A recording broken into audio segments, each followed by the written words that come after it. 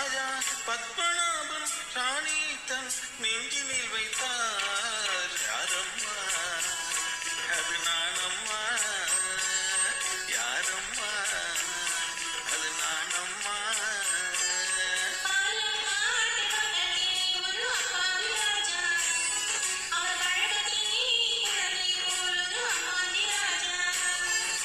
பாலக்காட்டு ராஜாவுக்கு ஒரு அப்பாவிதானே, அவசர கட்ட பார்த்தா போதும் மாமி